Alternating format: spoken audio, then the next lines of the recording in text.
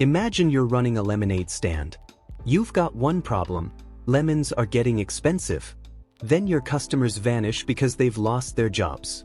Now your income drops, but your costs keep climbing. You'd probably think, this can't get worse, right?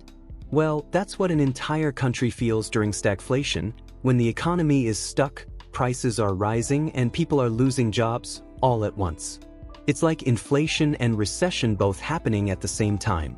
It's rare and super painful, because the usual tools to fix inflation can make the recession worse, and the tools to fix recession can make inflation worse.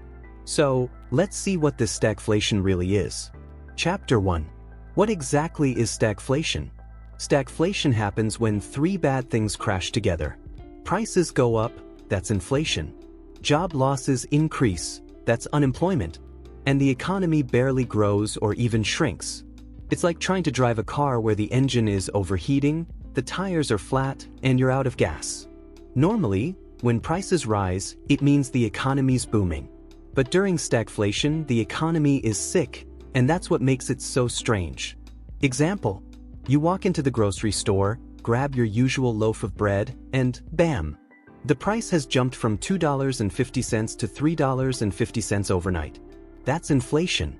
Then the next morning at work, your boss pops out of nowhere like, "Hey Mark, yeah, we don't need you anymore. Everyone, please clap for Mark on his way out." Now you've got higher prices and no job at the same time.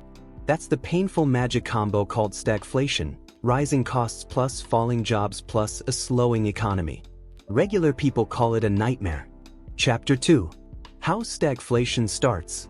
There are two main causes. First, bad government policy. The first cause is when governments and central banks handle money and rules badly. Back in the 1970s, prices were rising fast in US. The US government tried fighting inflation with, let's call it, creative decision-making. Prices were rising fast, so the government said, "All right everybody, nobody raise prices or wages. This is now illegal. Freeze them." Businesses couldn't raise prices even though their costs were going up. So they cut production. Some just said, nope, and shut down certain goods entirely. Workers couldn't get wage increases, so they got grumpy and productivity fell. Shortages started popping up. You'd walk into a store for meat and find nothing but empty shelves and sadness. The economy slowed, but inflation stayed high anyway because the underlying causes weren't fixed. Bad government policy created stagflation. Second, supply shock. Think of the world economy like a giant pizza delivery system. If suddenly the price of fuel doubles, every delivery becomes expensive. That's a supply shock. Stagflation was already creeping into the US economy. Prices were rising, growth was slowing, and people were starting to feel the pinch. Then the US got involved in Middle Eastern politics.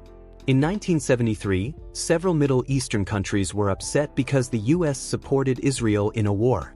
So they said, all right then, no more cheap oil for you, and cut their oil exports to the US and some other nations. This wasn't a tiny cut, it was massive. So massive that oil prices quadrupled in a short time, making transport, heating, and production much costlier. Businesses couldn't afford higher costs. Companies had to pay more for fuel, shipping, production, but customers couldn't afford the new higher prices.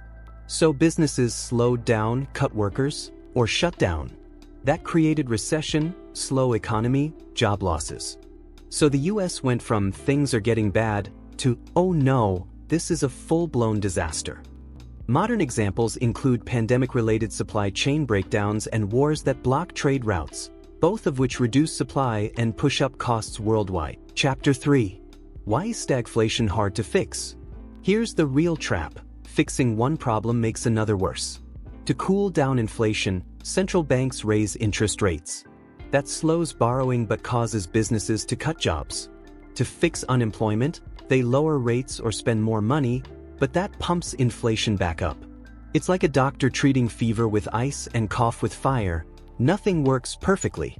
Stagflation forces leaders to make painful trade-offs. Chapter 4. How bad is stagflation? Imagine a shoe company called Fast Foot Shoes. 1. Prices rise, but salaries don't.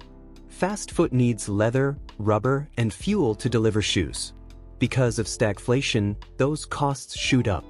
Leather price, $10 to $18.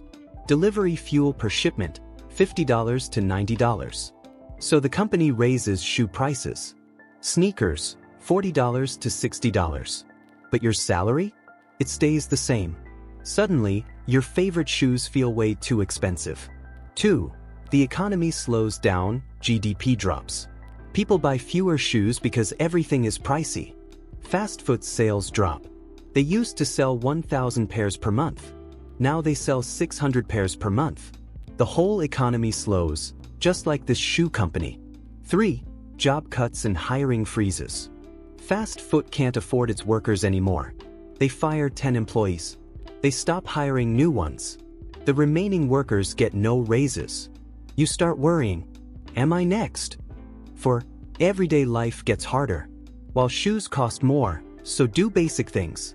Bread, $2 to $3.50. Rent, $800 to $950.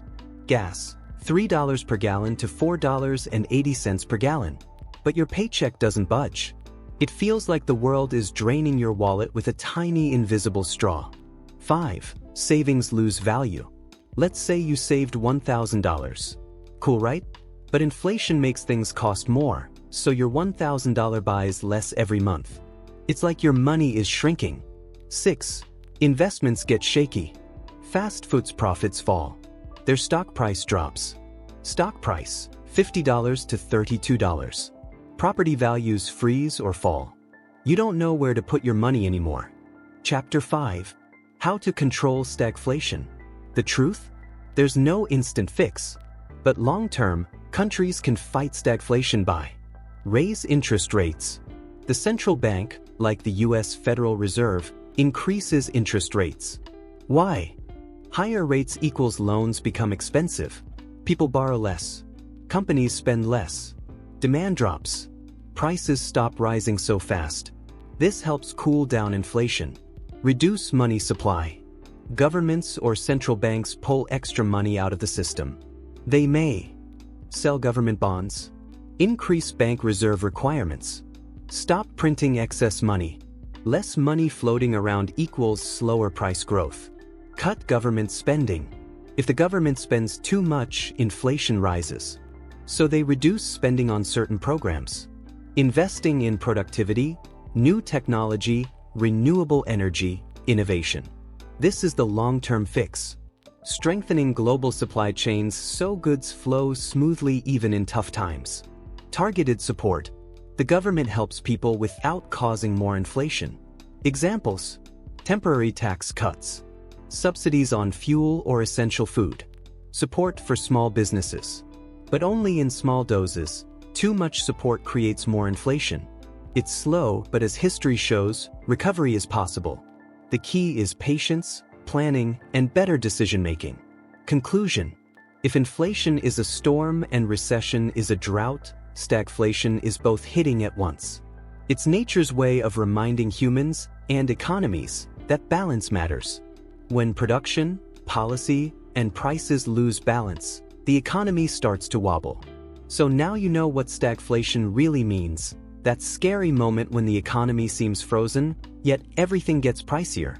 If you found this video helpful, hit that like button, share it with a friend who's into global economics, and comment below. Do you think your country is showing signs of stagflation? And don't forget to check out my other videos on inflation and recession. They'll help connect the dots on how economic forces shape your daily life.